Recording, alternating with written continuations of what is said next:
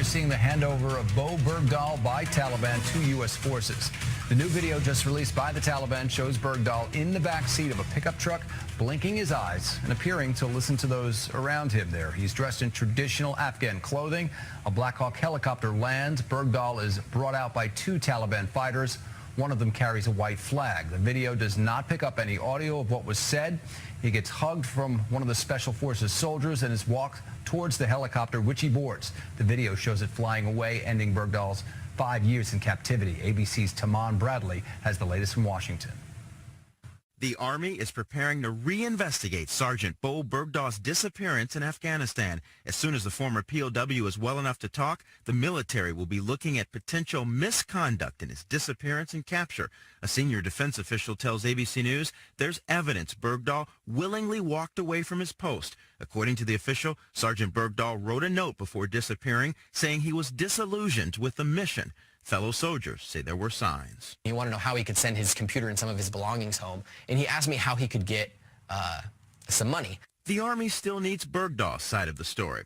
He's going to be safely reunited with his family. He served the United States with honor and distinction, and we'll have the opportunity eventually to learn what has transpired in the past years. But what's most important now is his health and well-being, that he have the opportunity to recover in peace and security and be reunited with his family.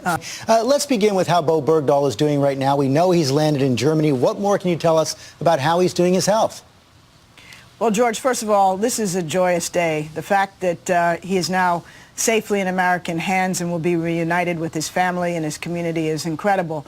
He's now in Landstuhl Hospital in Germany. He's going through all of the requisite evaluations and care, and he is said to be walking and in good physical condition. So regardless of who may be holding an American prisoner of war, we must do our best to bring him or her back. Also questions about whether the president violated the law. That charge is coming from Congress as well, that he was supposed to notify members of Congress before the transfer of any Gitmo detainees.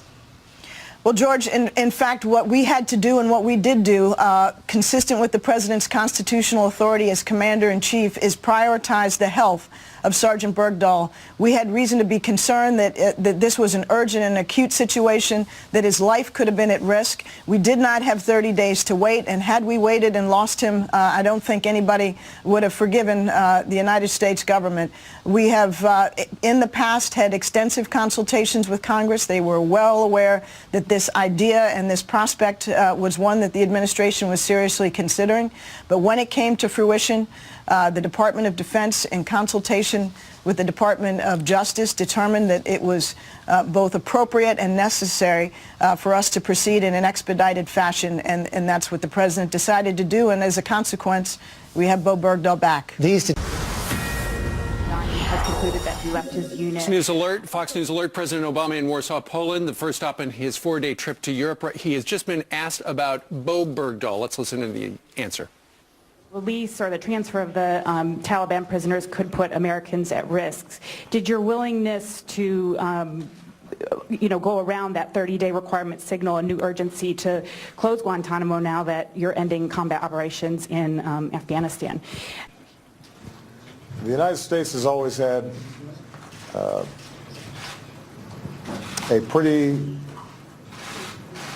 sacred rule, and that is we don't leave our men or women in uniform behind. And that dates back to the earliest days of our revolution. We have consulted with Congress for quite some time about the possibility that we might need to execute a prisoner exchange in order to recover Sergeant Bergdahl. We saw an opportunity. We were concerned about Sergeant Bergdahl's health. We had the cooperation of the Qataris to execute an exchange, and we seized that opportunity. Detainees being sent back to Qatar. There are fairly high-level Taliban detainees. We know that they're going to have to stay in Qatar for at least a year. The question, though, is the law requires assurances that they're not going to be able to return to the battlefield. Senator Sexby Chambliss is saying those assurances so far are feeble. What assurances do you have? Well, the law says that we need to have sufficient confidence that the risk can be substantially mitigated, and we do have those. We do have that confidence based on a detailed understanding with the government of Qatar, based on President Obama's personal communication with the Emir of Qatar on Tuesday when it looked like this possibility might be imminent. And those assurances relating to the movement, the activities, the monitoring of those detainees give us confidence that they cannot and in all likelihood will not pose a significant risk to the United States, and that it is in our national interest that this transfer had been made. But what are those assurances, and what happens after a year? In the past, we have seen high-level Talibans who've been released go back to the battlefield. Well, George, I can't get into the specifics of the understandings, but they relate to restrictions on travel, movement, and the activities of the individuals who will be in Qatari care.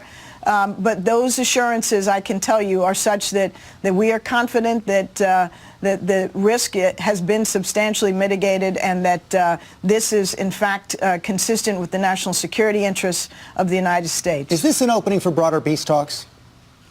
That remains to be seen. I mean, obviously, this engagement indirectly through the Qataris with the Taliban was for the specific purpose of releasing Bowe Bergdahl.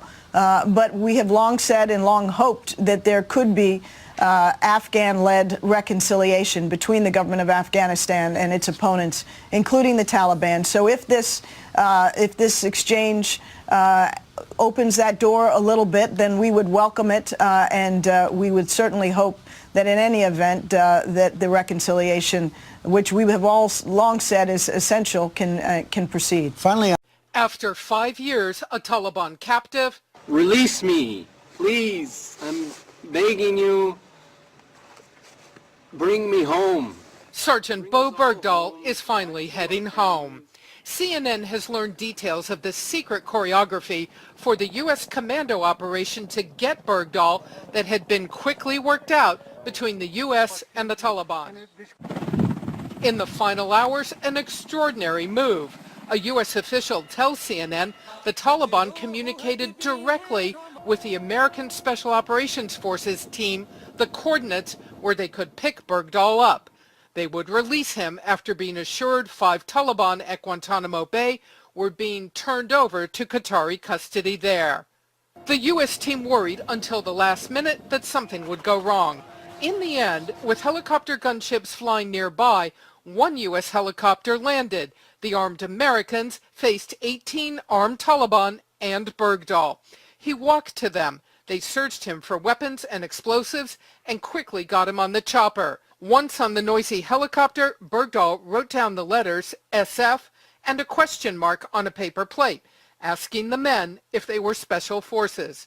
Over the noise of the rotors, they yelled back, "Yes, we've been looking for you for a long time." At that point, Bergdahl broke down crying. Now, as he recovers at a hospital in Germany, the questions. If Bergdahl indeed left his outpost of his own free will, is he a deserter, as many on social media say? Should he be charged? I don't think right now that we know exactly what was in his mind when he left that post. But let's not forget, he was held captive as a prisoner for 5 years. 5 years by himself. That's a pretty high price to pay for whatever impelled him to walk off that base.